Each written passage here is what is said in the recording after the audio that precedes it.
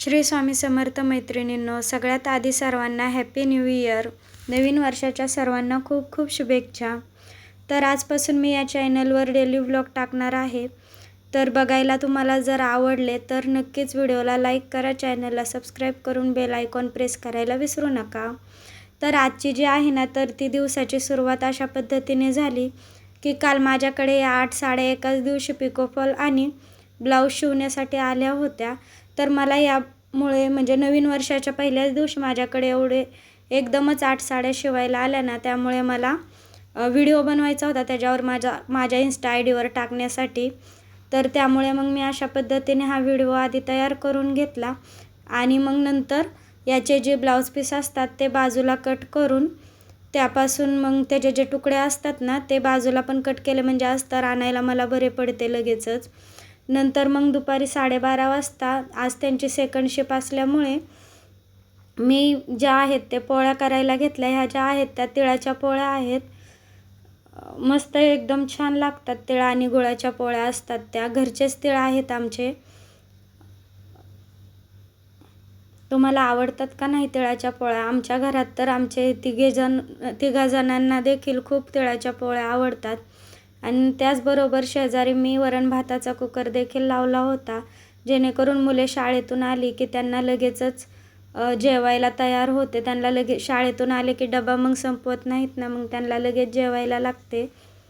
त्यामुळे मग वरण भात देखील केले होते आणि कोथिंबिरीच्या वड्या देखील केल्या होत्या एका बाजूला. त्यांचा डबा तयार झाला की मग थोडा वेळ बसले मी आणि नंतर मग एक ब्लाऊज होता 44 इंच चेस्टचा, म्हणजे 44 इंच छातीचा. तो ब्लाऊज मी कालच कट करून घेतला होता, पण आज शिवायचा होता. पण ब्लाऊज शिवायला बसायचा आज काही मूडच नव्हता. तरी देखील कसंही रडत पडत मग मी ब्लाऊज शिवायला तो बसले. आणि ब्लाऊज शिवायला बसत नाही तोपर्यंत मग मुलांना शाळेतून आणायला जाण्याचा वेळ झाला. त्यांची बस पुढे रोडला उभी राहते, त्यामुळे त्यांना आणायला जावेच लागते. मग याला फक्त एवढीच टिप मारून घेतली आणि मुलांना आणायला गेले. मग मुलांना शाळेतून आणले, म्हणजे तेथून घेऊन आल्यावर हा ब्लाऊज मी आता म्हणजे 5-5:30 वाजता शिवून पूर्ण केलेला आहे. बघा, 42 इंच चेस्ट आहे याचे. फिनिशिंग देखील तुम्ही बघू शकताय कशी वाटते ती. कटोरी ब्लाऊज आहे हा. उंची जी आहे ती 14 इंच आहे. हे बघा. तुम्हाला ब्लाऊज शिवायला आवडतात का? आणि नंतर मग हा ब्लाऊज पूर्ण झाला. या ज्या आहेत ना, यांचे माझ्याकडे 3 ब्लाऊज होते. त्यातील हे जे 2 ब्लाऊज आहेत ते त्यांना अर्जंट द्यायचे होते, वापरायच्या साड्यांवरचे त्यांच्या. गोट देखील बघा किती छान आलेला आहे. वापरांच्या साड्यांवरचे ब्लाऊज त्यांना द्यायचे होते आणि एक ब्लाऊज त्यांचा जो आहे तो माझ्याकडे शिल्लक राहिलेला आहे, तो त्यानंतर द्या म्हणल्या. पण हे 2 ब्लाऊज जे आहेत ते अर्जंट द्या.